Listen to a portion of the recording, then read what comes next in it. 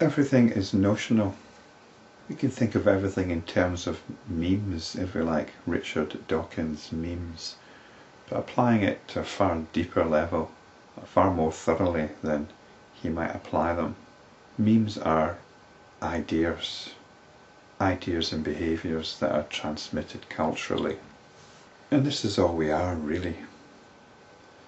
We are ideas. We have ideas about ourselves and about the world that we live in, and we put a lot of emotional attachment to these ideas.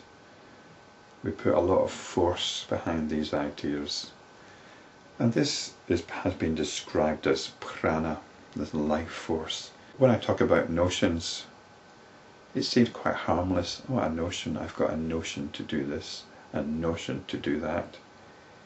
The word notion doesn't really convey the full force of its appeal. If you haven't seen my videos before or been exposed to this teaching and I said to you, everything is notional, you'd have a lot of resistance to that idea, and your first assumption is that perhaps I'm a bit flaky. Well, I'm not going to argue with that, but I'm just going to point out the force with which that idea had, the idea that we're all notional. That very notion itself, that we're all notions, has its own force, has an effect, and will conjure up responses depending on the balance of forces within yourself. So this is prana, and I think this is the best way of understanding prana. Prana is what motivates us to identify with particular notions.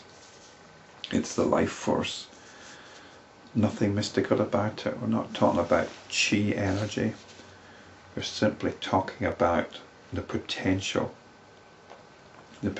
for identifying with notions. It's like electric potential, which is called voltage. There's voltage in the atmosphere, voltage in space, voltage in consciousness, which lends itself to identifying with notions. That's where we ended up with the last video.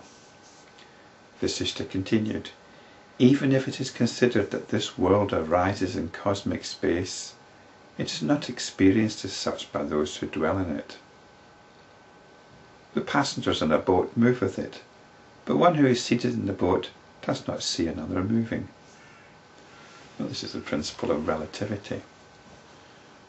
When you're travelling along in a train, you feel quite at peace, quite relaxed, even though you're hurtling through the countryside at 100 kilometers an hour or more. And the planet Earth is hurtling through space several miles a second.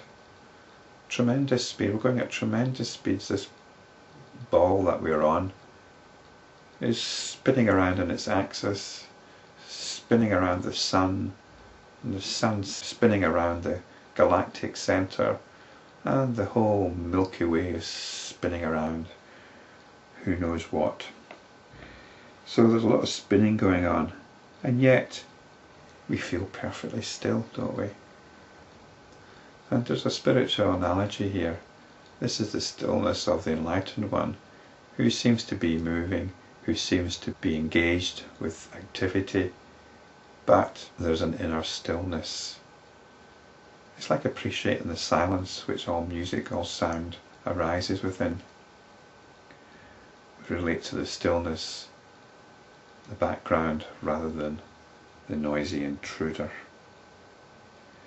Just as an efficient artist creates the illusion of distance in his painting or carving, even so within a subatomic particle the mind entertains the notions of immeasurable distance. This is quite a good one.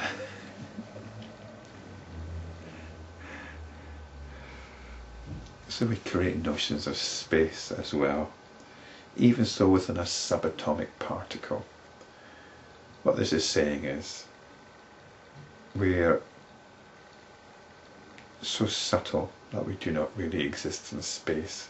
So it's expressing the subtlety of our real nature by this saying within a subatomic particle.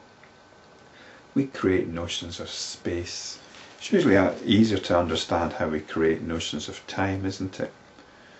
We create notions of the past, notions of the future. We have memories which encourage us to do so.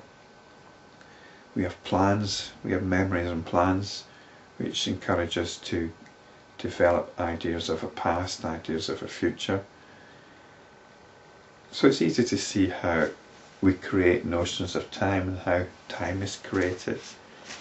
But how does space work? Surely space is real. Surely space is something out there. Surely space is an objective fact. Well, it's not actually. We can see how we create space quite easily in various optical illusions. It mentions here the perspective of the artist. But then we've got these stereograms, which were very much in vogue a few years ago. They're computer-generated images which look like abstract paintings. But when you allow the eyes to focus in a certain way, the brain interprets them as three-dimensional images. And it's the same with your three-dimensional glasses. There used to be one red and one green lens, which you looked at a special image, could be even a movie image, and you'd experience it three-dimensionally. The mind here is creating space quite directly. You can see it directly creating space. But what about the space out there? I can touch this, but I can't touch that over there. So that over there must be further away. It also changes its size depending on its distance. But this is all being created. This is a notion of space. What I've got is sensations here. And I describe these sensations as caused by something in proximity. It's all interpretation. And so I have a notion that what is causing sensation, what I deduce as causing sensation, is nearby, and what isn't causing sensation is far away. But really it's just a question of interpreting sensations here, notions of sensations. So we entertain notions of distance, of immeasurable distance.